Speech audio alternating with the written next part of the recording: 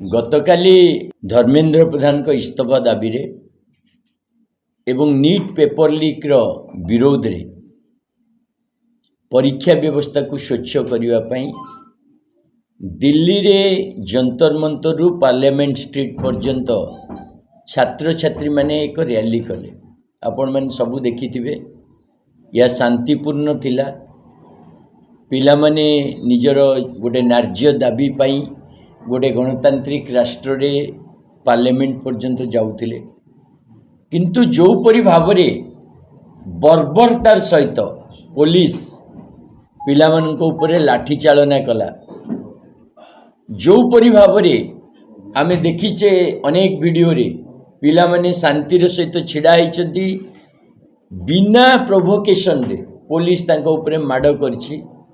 आ ता पूर्वरु आमे देखिले जे पुलिस साधा पोशाक रे बिना नेम प्लेट रे जो बाड़ी धरछि सेतरे कंटा लगा जाइछि, जेमती बहुत छात्र छात्री मुंड रे आपण देखिबे से कंटा सब पसिछि। ए प्रकार पुलिसिंग गोटे गणतांत्रिक राष्ट्र रे हुएनी। भारतीय जनता पार्टी रो जो केंद्र सरकार मोदी सरकार से भाबी नहीं जे गोटे आतंकवाद द्वारा आतंक माध्यम रे पुलिस रो बल प्रयोग करी निरीह पिलांक उपरे आक्रमण करी तांको भितरे भय तैयारी करिवो आ तांको गणतांत्रिक अधिकार पई जो दाबी तार स्वर को चापी दबो। आकु आम आदमी पार्टी जातीय स्तर रे निंदा करछि। आमे ओडिसा रे भी काली असंख्य लोक सारा ओडिसा रे विभिन्न जगह रे आंदोलन रे शामिल होइतिले। अति शांतिपूर्ण भाव रे छात्र छात्री माने सचेतन नागरिक माने बुद्धिजीवी माने समस्ते ए आंदोलन को समर्थन करथिले, किंतु जो परि भावे पुलिस आक्रमण हैला आ पुलिस जो प्रकार डिजाइन करिके आक्रमण कला ताकू आमे घोर निंदा करछु। ए प्रकार आक्रमण बर्बर आक्रमण भारतीय जनता पार्टी पुणी थरे आमको से जालियनबाग हत्याकांड मने पकई देछि, जोटी ब्रिटिश पुलिस निरीह लोकों ऊपर आक्रमण करथिला।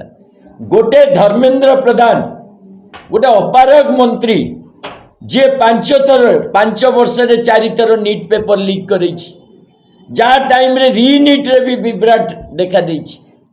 जो व्यक्ति शिक्षा मंत्री होबा पई अयोग्य ताकू बंचेइबा पई तार पदवी को रखिबा पई जणा नहीं कौन पाई भारतीय जनता पार्टी एते तत्पर।